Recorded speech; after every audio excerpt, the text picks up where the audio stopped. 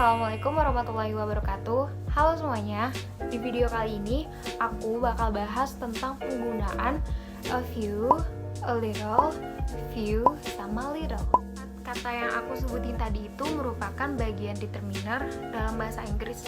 Determiner itu sendiri artinya adalah kata penentu atau kata yang ditempatkan di depan kata benda untuk membatasi maknanya. Tapi selain berperan sebagai determiner, keempat kata tadi ini juga bisa berperan sebagai pronoun atau kata ganti, tapi untuk membicarakan kuantitas saja.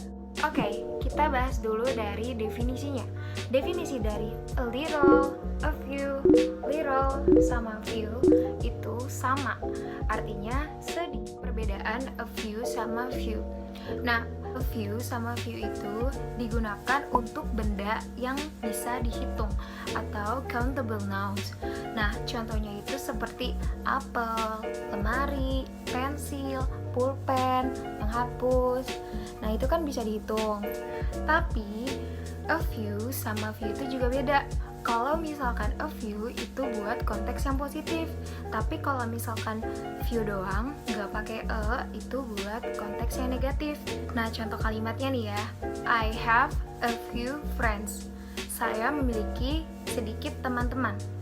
Nah, maksudnya sedikit di sini itu dia itu sedikit tapi cukup.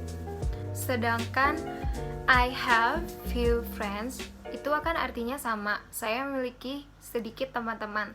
Tetapi few di sini yang nggak pakai a, dia itu sedikit tapi dia mengharapkan lebih banyak teman-teman. Penggunaan a few itu mengimplikasikan makna pada kata some atau beberapa, sedangkan yang few itu dia merujuk pada makna not a lot atau tidak banyak atau kurang dari yang diharapkan. Nah, kalau tadi a few sama few, sekarang little sama a little. Kalau misalkan little sama little itu digunakan untuk benda yang tidak dapat dihitung atau uncountable nouns.